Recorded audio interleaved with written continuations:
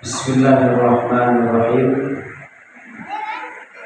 Assalamualaikum warahmatullahi wabarakatuh.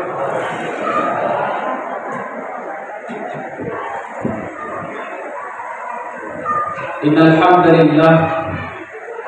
hamdalilladzi nahmaduhu wa nasta'inuhu wa nastaghfiruh wa na'udzu billahi min shururi anfusina wa min sayyiati a'malina may yahdihillahu fala mudilla lahu wa may yudlilhu fala hadiya lahu. Asyhadu an la ilaha illallah wa asyhadu anna Muhammadan 'abduhu wa rasuluh. Allahumma shalli wa sallim wa barik ala sayyidina Muhammad wa ala ali sayyidina Muhammad. Langkah awal bersyukur kita kepada Allah Subhanahu wa taala dengan mengucapkan Alhamdulillah pada malam yang berapa?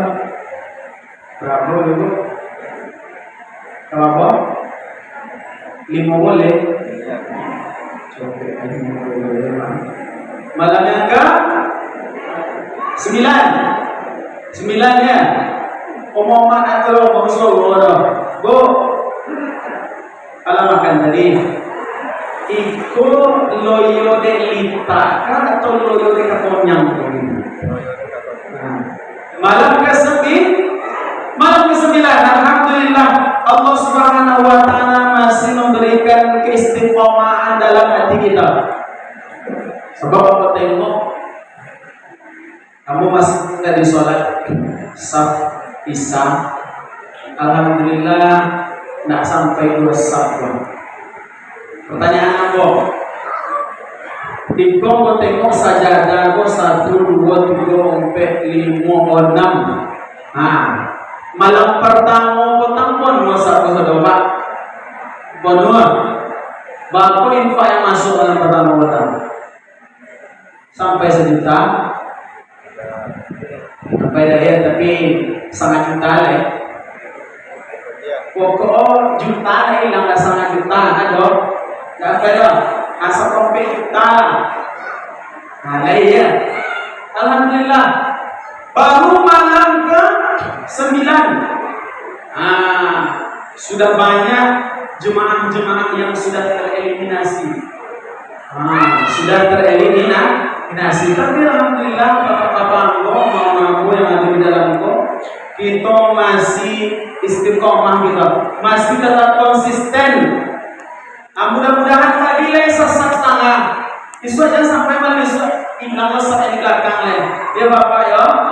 Jangan sampai harapan kita mudah-mudahan kita yang di dalam ini tetap istiqomah kita sampai berlalu Ramadan sampai ke ayat wiswa ke 7 Ramadan. Tapi kalau ibu-ibu alhamdulillah di mana-mana tetap banyak.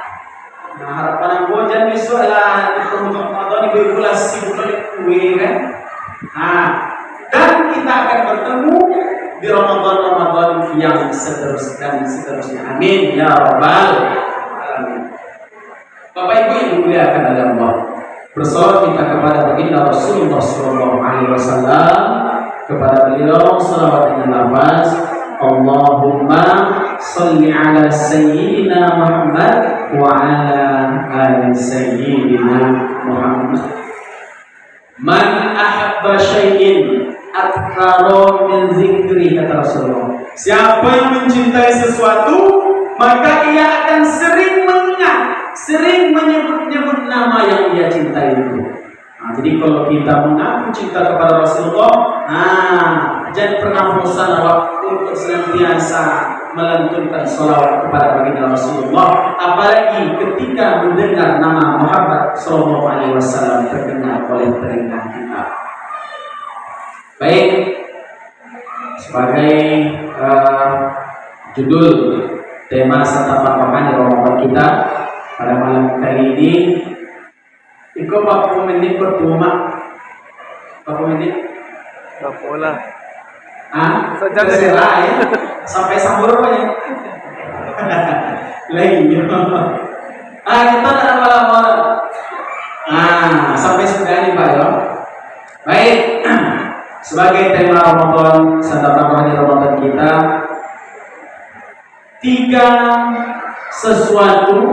perkara yang harus kita hindari dari kehidupan kita. Bapak Ibu yang dimuliakan oleh Allah, berangkat dari hadis Rasulullah SAW yang diriwayatkan oleh Imam At-Tabarani, apa kata Rasulullah SAW? Thalathun mukhlakatun hawamut taba'un wasukhun muta'un wa i'jabul mar'i binafsi. 3 perkara yang membuat kehidupan manusia menjadi kacau berantakan. Kalau waktu digokon pada dialog, bagaimana hari ini kita menata kehidupan kita menjadi yang lebih baik, tetapi terdapat 3 ini, semua kebajikan kita akan menjadi sia-sia. Apa yang 3 itu? Yang pertama, hawa muttaba'un, hawa nafsu yang diperturutkan. Kita manusia ini merupakan makhluk Allah Subhanahu wa Ta'ala yang paling sempurna ciptaan Allah. Ada 3 makhluk terbaik Allah Ta'ala yang dikategorikan makhluk sempurna, makhluk terbaik. Yang pertama ada namanya malaikat. Lihat tentu nama malaikat lain. Malaikat makhluk yang terbaik, yang paling patuh, diciptakan oleh Allah Subhanahu wa Ta'ala. Malaikat ini Allah berikan kepada mereka akal pikiran, tetapi Allah tidak memberikan kepada diri malaikat itu hawa nafsu. Kemudian yang kedua, ada namanya para hewan atau para binatang. Ini merupakan makhluk terbaik Allah Subhanahu wa Ta'ala pula, tetapi sedikit di bawah malaikat tadi. Kalaulah malaikat tadi diberikan oleh Allah Ta'ala akal, tidak diberi nafsu, nah hewan atau binatang ini diakhiri Allah Ta'ala ini untuk hawa nafsu saja, tidak diberikan oleh Allah Subhanahu wa Ta'ala akal untuk berpikir. Jadi jangan heran bahwa ada kambing tetangga awak memakan cubi dalam pegawai mawar. Cuma mau pun mama nerongi mau ban batu, lewat membannya mama baso orang melebar mamungkang malampiang. Cuma mau pun kita nerongi kan kambing tu, ini akan tetap balik ke kebun awak tu. Cuma itu mula ayam. Cuma itu malawa yang tadi, nak bonti-bonti pada ciri kata semua ada. Tak mengerti sopi ini ayam tu dulu. Kenapa? Karena dia tidak diberikan akal oleh Allah Subhanahu wa Ta'ala. Nengok lawak kambing berjalan, nak pakai celananya dah. Tak tentu maju deh dah. Ya. Jangan heran. Kenapa? Karena memang para binatang itu, para hewan itu tidak diberikan oleh Allah Subhanahu wa Ta'ala untuk berpikir.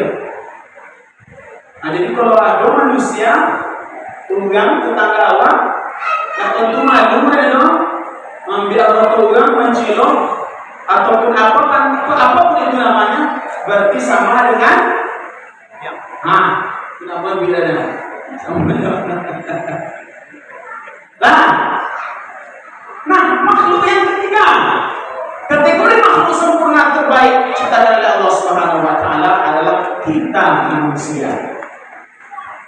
Manusia diberikan oleh Allah Subhanahu wa Ta'ala akal pikiran untuk berpikir, kemudian diimbangi oleh Allah Subhanahu wa Ta'ala dengan hawa dan nafsu.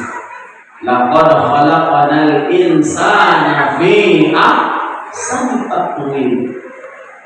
Kalau malaikat ini disebut dia dengan makhluk yang paling taat dan paling patuh kepada Allah Ta'ala, wajar dia tidak diberikan oleh Allah Ta'ala akan tidak ada pertentangan dan ada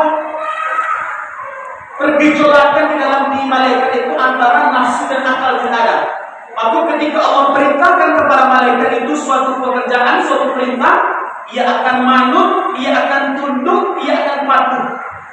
Begitu pula kalau disebut tadi di antara makhluk terbaik ini, hewan ini dikategorikan makhluk yang rendah, makhluk yang hina. Katakanlah demikian, wajar. Kenapa? Karena memang sejatinya para binatang itu mereka hanya diberikan oleh Allah Subhanahu wa Ta'ala hawa nafsu saja. Tapi akan ada kalanya, akan ada masanya. Manusia akan tinggi derajatnya, akan lebih mulia, bahkan lebih mulia daripada malaikat sekalipun. Kapan itu terjadi? Ketika hawa nafsu bisa ketika akal pikiran bisa mengendalikan hawa nafsu yang ada pada dirinya. Tapi akan ada pula masuk itu derajat kita manusia akan jatuh, akan runtuh, akan hina, bahkan lebih rendah daripada binatang sekalipun. Kapan itu terjadi? Ketika hawa nafsu, akal pikiran diri kita sudah dikendalikan oleh hawa nafsu. Patuh mata ini, patuh tangan, patuh telinga, patuh mulut, patuh kaki, sehingga anggota tubuh ini hanya sebagai penggerak pelaksana keinginan daripada hawa nafsu yang ada pada diri kita. Ini yang dikatakan oleh Rasulullah SAW, hawa muttabaun, hawa nafsu yang diperturutkan. Jole ya Mama. Itu yang pertama. Lanjut, kita sudah lihat atau disambung di Ramadan Indonesia. Lanjut Ibu. Baik, nah, kita singkir aja. Yang kedua, wasuhun muta'un, kikir yang ditaati. Ada dua penyakit dalam diri awak. Yang pertama ada namanya bakhil. Usawah bakhil. Iya Pak. Bakhil, kikir, pelit. Macam mana bakhil itu? Sebagai contoh, ambo, mama ambo mati apa? Sudah tuh Hendro tuh,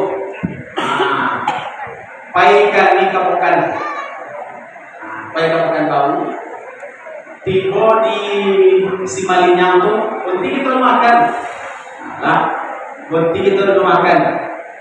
Nah, ketika selesai makan tadi, ambo ajak makan tadi kan,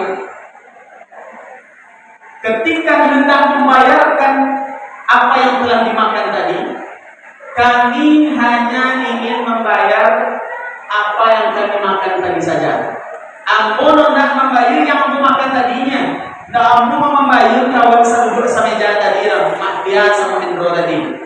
Alah, ikulah udang kategori udang yang bakhil. Orang yang bakhil itu ia hanya ingin rezeki yang dia dapat, rezeki yang ia peroleh, ia menikmati sendiri saja. Nggak mau nyoba bagi kaum lain, nggak mau nyoba infak, nggak mau nyoba zakat, nggak mau nyoba sedekah. Tetapi ada yang lebih parah daripada bakhil ini. Apa dia? Asuh. Apa itu asuh itu? Sebagai contoh lagi, sama dengan contoh yang pertama tadi. Ambo, Nadia, Hendro tadi. Baik kami kemudian bau contoh yang pertama tadi ni, singgah di tempat makan tadi baik. Singgah kita lalu Ustaz Hendro kan, makan kita lalu ni kan, makan.